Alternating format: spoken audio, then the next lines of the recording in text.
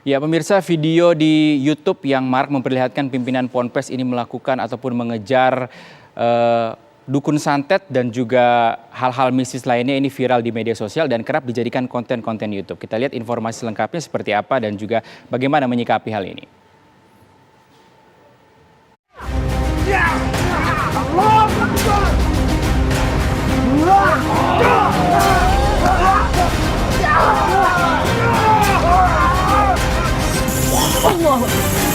Kamu belum kapok.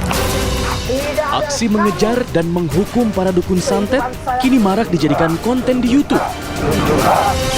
Berbagai pengguna YouTube dari kalangan santri dan pengasuh pondok pesantren tak ketinggalan menyuguhkan aksi mengusir jin hingga mengajak duel para dukun. Nah, mungkin lanjut aja langsung.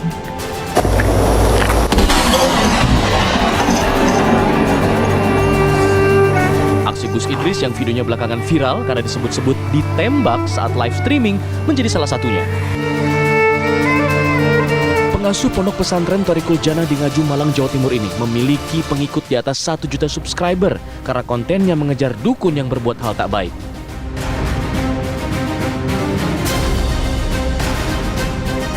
Padahal ia baru bergabung pada September 2019 lalu. Aksi mengejar dukun itu kerap ia bagikan dengan siaran langsung.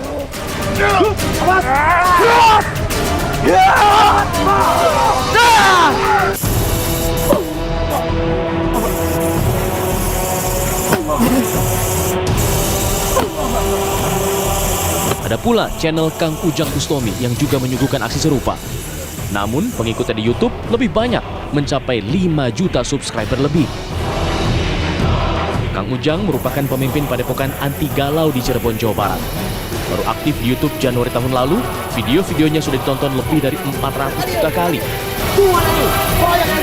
Ujang Bustomi menunjukkan aksinya berduel secara kasat mata dengan para dukun di berbagai wilayah, dengan tujuan membuat para dukun itu bertaubat. Dua YouTuber mistik ini hanya beberapa dari sekian banyak YouTuber lain yang juga bermain di konten serupa. Ada lagi Mas Karyo dari Padepokan Sendang Sejagat di Langkat, Sumatera Utara. Dan mereka ada pula channel paranormal Ningsih Tinampi, Bang Haji Ridwan, Gus Nur Syamsun, hingga Teguh Iqbal Johan. Channel-channel itu menawarkan aksi mistis dengan bumbu agama sebagai penawarnya. Ya Allah!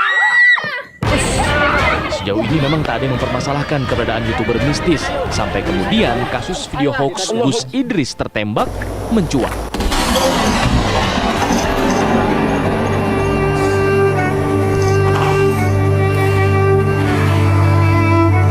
Tim TV One mengabarkan.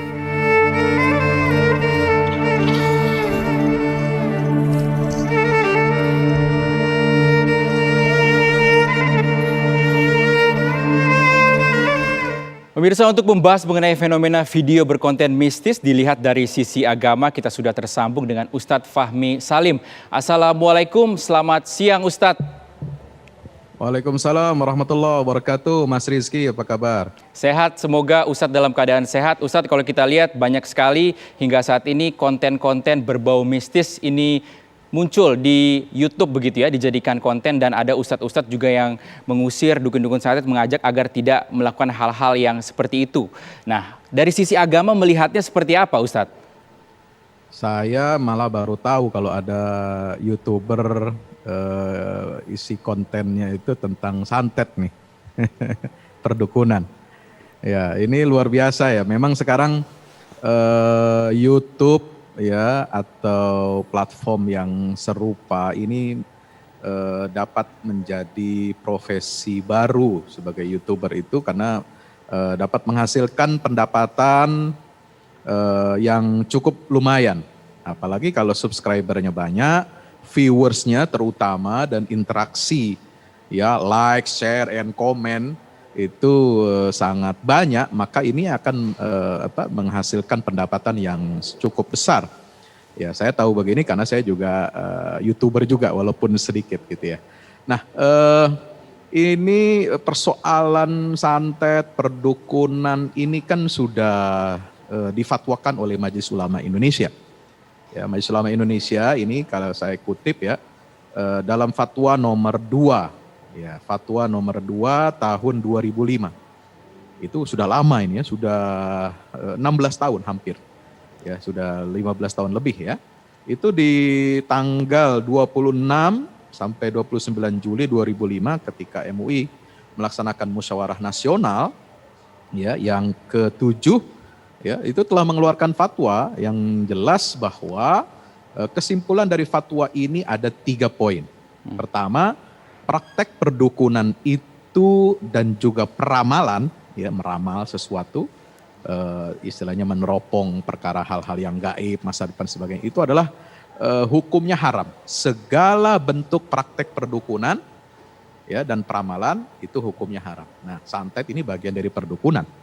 Ya. Yang kedua, mempublikasikan, ini fatwanya ini, mempublikasikan praktek perdukunan dan peramalan dalam bentuk apapun, ya termasuk YouTube atau diunggah di Facebook atau di mana saja ya platform media sosial, itu hukumnya haram.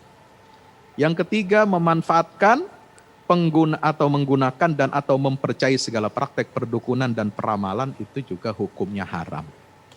Jadi para ulama kita telah sejak jauh-jauh hari, ini kan fenomena yang terus berulang. Tahun 2005 mungkin belum ada YouTube secara masif seperti sekarang.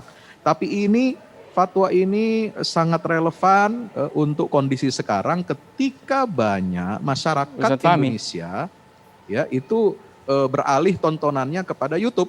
Baik. Ya, semakin banyak penontonnya itu justru semakin haram. Ustadz, kalau kita lihat video ini atau beberapa konten ini kan tujuannya bisa dibilang baik begitu ya, mengajak agar dukun-dukun santet ini dapat segera bertaubat. Bagaimana Ustadz melihatnya? Iya, di situ ada 2 sisi, ya, ada 2 sisi, ibarat saat mata uang itu ada 2 sisi mata uang. Pisau itu juga ada 2 sisinya, ya. Ada yang membahayakan dan ada sisi manfaatnya, katakan begitu ya. Nah, kalau saya katakan ya ini hampir mirip dengan kondisi hukum minuman keras ketika belum turun ayat yang tegas melarang secara mutlak tanpa kompromi. Apa ayatnya? Ya, yas'alunaka 'anil khamri wal maisir qul fihima itsmun wa manafi'u linnas wa itsmuhuma akbaru min naf'ihima. Memang ada manfaatnya, tapi juga ada madorotnya. Tetapi kata Allah, dosanya, madorotnya jauh lebih besar. Nah, kalau kita analogikan ke sana, Mas Rizky, ya, tontonan tayangan seperti ini, walaupun di ujungnya itu ada edukasi untuk bertobat, ya, jangan melakukan seperti itu. Tapi di sisi lain, ini juga bisa mengundang ketertarikan, ya. Dan orang yang nggak punya karena saya tidak langsung mempublikasikan praktek-praktek santet ini. Termasuk mempublikasikan itu bagian dari mempublikasikan. Kalau kita ingin mengajak para dukun santet ini bertobat, ya, itu caranya jangan dipublikasikan, datangi aja satu-satu. Ya, kalau misalnya punya kemampuan untuk untuk mengalahkannya, ya duel aja satu-satu, nggak usah dipublikasikan gitu. Kira-kira begitu ya. Ya baik, karena itu nanti akan dilihat 2 sisi ya, dan tidak semua masyarakat yang menonton, apalagi orang awam ya, mereka tidak punya ilmu, tidak punya pegangan akidah yang kokoh, ini bisa meniru hal-hal yang negatif. Nah, mereka lantas bagaimana Ustadz ini masyarakat harus menyikapi konten-konten ini Ustadz? Tayangan-tayangan seperti ini. Ya, saya pikir ini harus ditegur oleh KPI ya. Ya, kalau memang itu ranahnya masuk dalam wilayah KPI.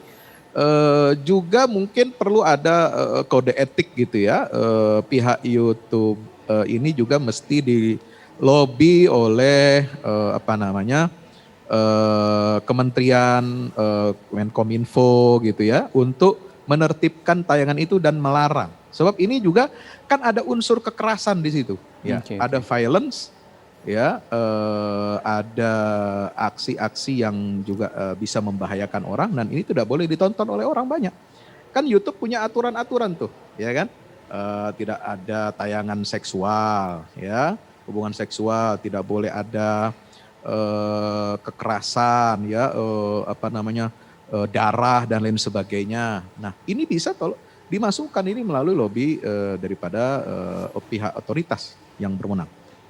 Baik, terima kasih Ustadz Fahmi Dan Salim masyarakat atas bisa kesempatannya untuk melaporkan, Indonesia ya TV One. masyarakat bisa melaporkan. Misalnya tayangan seperti itu ada caranya itu. Nanti bisa tanya ahli IT, bagaimana melaporkan satu tayangan ini melanggar etika publik ya atau melanggar etika norma agama.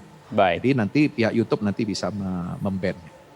Baik, terima kasih Ustadz Fahmi Salim atas kesempatannya untuk pemirsa TV One pada siang hari ini.